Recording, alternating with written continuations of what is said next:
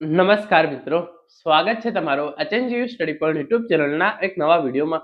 Digital Gujarat scholarship અંગે તમામ વિદ્યાર્થીઓ માટે ખૂબ જ ખુશીના સમાચાર સામે આવી રહ્યા છે. લાખો વિદ્યાર્થીઓની સ્કોલરશિપ સીધી તેમના બેંક ખાતાની અંદર ગુજરાત સરકાર દ્વારા જમા કરી દેવામાં આવી છે. તો આજના આ વિડીયો અંદર આપણે જોઈશું કે કયા કયા વિદ્યાર્થીઓની સ્કોલરશિપ જે છે એ જમા કરી દેવામાં આવી છે. કુલ 460 કરોડ રૂપિયાની સ્કોલરશિપ વિદ્યાર્થીઓના બેંક ખાતાની અંદર જમા કરવામાં આવેલી છે. અને સાથે સાથે આપણે એ પણ જોઈશું કે જે વિદ્યાર્થીઓની સ્કોલરશિપ હજુ સુધી બાકી છે તેમની સ્કોલરશિપ ક્યાં સુધીમાં જમા કરવામાં આવી શકે છે. મિત્રો, HNGU study point YouTube channel દ્વારા તમને સ્કોલરશિપની તમામ માહિતી સૌપ્રથમ અને સચોટ રીતે પૂરી પાડવામાં આવે છે. ભવિષ્યમાં પણ આવી તમામ માહિતી મેળવવા માટે ચેનલને અત્યારે સબસ્ક્રાઇબ કરી લેજો. તો હવે શરૂ કરીએ આજનો વિડીયો. તો તમે જોઈ શકો છો, ડિજિટલ ગુજરાત સ્કોલરશિપ 2025-26 લાખો વિદ્યાર્થીઓની સ્કોલરશિપ બેંક ખાતાની અંદર જમા. Post metric scholarship 2025 SC, ST, OBC, EWS વિદ્યાર્થીઓની 460 કરોડ રૂપિયાની સ્કોલરશિપ વિદ્યાર્થીઓના બેંક ખાતાની અંદર જમા કરી દેવામાં આવી છે. તો એ અંગે તમે જોઈ શકો છો, જે યુવરાજસિંહ જાડેજા હતા એમના દ્વારા ટ્વીટ કરવામાં આવી હતી. લાંબા સંઘર્ષ અને લડતની અસર, સંઘર્ષની જીત. આદિવાસી સમાજના બાળકોની પોસ્ટ મેટ્રિક શિષ્યવૃત્તિ 1.13 લાખ વિદ્યાર્થીઓના ખાતામાં સીધા 460 કરોડ રૂપિયા જમા. તો જે 1.13 લાખ વિદ્યાર્થીઓ છે એમના ખાતાની અંદર રૂપિયા 460 કરોડ રૂપિયા જે છે એ જમા કરી દેવામાં આવ્યા છે. લાંબી લડત, સતત દબાણ, વિધાનસભાના ઘેરાવ સુધીના અનેક વિરોધ કાર્યક્રમો બાદ આખરે સરકારે પોસ્ટ મેટ્રિક શિષ્યવૃત્તિ યોજનાનો યોગ્ય રીતે અમલી બનાવવાનો મોટો નિર્ણય કર્યો છે. 1.13 લાખ વિદ્યાર્થીઓ છે એમને જે છે એ સીધો લાભ મળશે. 1,13,000 આદિજાતિ એસટી કેટેગરીના વિદ્યાર્થીઓના ખાતામાં સીધા 460 કરોડ રૂપિયા જે છે એ જમા કરવામાં આવશે. આ એક સામાન્ય રકમ નથી. આ 1.13 લાખ સપનાઓને ફરી જીવંત કરવાની રકમ છે. તો એસટી કેટેગરીના 1.13 લાખ વિદ્યાર્થીઓની જે છે એ 460 કરોડ રૂપિયાની સ્કોલરશિપ સીધી તેમના બેંક ખાતાની અંદર જમા કરી દેવામાં આવી છે. શિષ્યવૃત્તિ હજારો વિદ્યાર્થીઓ માટે આશીર્વાદ.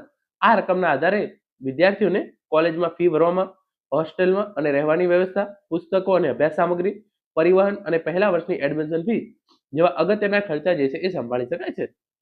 કારણ કે ઘણા બધા વિદ્યાર્થીઓ જે છે એ ઉચ્ચ અભ્યાસ કરતા હોય ત્યારે એમને જે છે એ સ્કોલરશિપ જ એક છે કે જેનાથી તેઓ કોલેજની ફી ભરી શકે, હોસ્ટેલ અને જે રહેવાની વ્યવસ્થા છે એ કરી શકે, પુસ્તકો અને અભ્યાસ સામગ્રી છે એ ખરીદી શકે, કોલેજની જે છે એ એડમિશન ફી વગેરે જેવા કામ જે છે એ તેઓ સ્કોલરશિપથી જ કરતા હોય છે. તો આ સ્કોલરશિપ જે છે એ વિદ્યાર્થીઓના બેંક ખાતાની અંદર જમા થાય એ ખૂબ જ જરૂરી હતું. બહુ બધા એવા વિદ્યાર્થીઓ છે કે જેના ઘરે રોજીરોટી પણ મુશ્કેલ છે, પરંતુ શિક્ષણ માટે લાલસા છે અને તેમના માટે આ યોજના સાથે જ જીવન ફેરવી નાખે તેવો આશીર્વાદ છે. 28 ઓક્ટોબર 2024ના રોજ રાજ્ય સરકારે મનસ્વી રીતે પરિપત્ર બહાર પાડીને મેનેજમેન્ટ કોટાની શિષ્યવૃત્તિ અટકાવી દીધી હતી, જેના કારણે એસટી વિદ્યાર્થીઓમાં ભારે રોષ અને નિરાશા જે છે એ ફેલાઈ હતી. પરિણામે હજારો વિદ્યાર્થીઓ જેઓને કચેરીઓ દ્વારા ફ્રી સિપ કાર્ડ પણ આપવામાં આવ્યા હતા, તેમને શિષ્યવૃત્તિથી વંચિત થવાની પરિસ્થિતિ ઊભી થઈ. આ નિર્ણય માત્ર અનગઢ ન હતો, વિદ્યાર્થીઓના ભવિષ્ય પર સીધી લાત હતી. આ મનસ્વી પરિપત્ર સામે માનનીય ચૈતરભાઈ વસાવા અને યુવરાજસિંહ જાડેજાની ટીમ દ્વારા આક્રમક રીતે વિરોધ નોંધાવ્યો હતો. આજે આ સતત દબાણ અને સંઘર્ષના પરિણામે સરકારને પોતાના પરિપત્ર પર પુનઃ વિચાર કરવો પડ્યો અને પોસ્ટ મેટ્રિક શિષ્યવૃત્તિ પુનઃ બહાલ કરી છે. આ આવકાર્ય અને જરૂરી નિર્ણય છે. આ યોજના ખાસ કરીને અનુસૂચિત જનજાતિ વિદ્યાર્થીઓને ઉચ્ચ શિક્ષણમાં આગળ વધારવાનો હેતુ રાખી શરૂ કરવામાં આવી છે, જેથી આર્થિક તંગી વચ્ચે પણ અભ્યાસ ન અટકે, ડિપ્લોમા, ડિગ્રી, ફાર્મસી, નર્સિંગ સહિતના કોર્સમાં સરળતા રહે, સમાજમાં વધુ ટેકનોલોજીકલ અને પ્રોફેશનલ ગ્રેજ્યુએટ જે છે એ બહાર આવે. લાંબી લડત બાદ મેળવેલી જીત. શિષ્યવૃત્તિ બંધ કરવાના અન્યાય પરિપત્ર સામે બિરસા મુંડા ભવનમાં ઘેરાવ, સચિવાલયમાં વિરોધ, આદિજાતિ કચેરીઓમાં અનેક રજૂઆતો, વિસ્તારોમાં જનજાગૃતિ જેવા અનેક કાર્યક્રમો કર્યા. અમે આ નિર્ણય સામે સતત જનજાગૃતિ ચળવળ ચલાવી, વિસ્તારોમાં જે વિદ્યાર્થીઓને માહિતગાર કર્યા અને મોટા પ્રમાણમાં જે છે એ સંગઠન ઊભું કર્યું. સરકાર ભવિષ્યમાં આવા મનગમતા અને વિદ્યાર્થી વિરોધી નિર્ણયથી દૂર રહે, આદિજાતિ બાળકોને શિક્ષણથી વંચિત ન રહેવા માટે તંત્ર સૂચિત અને સંવેદનશીલ રહે.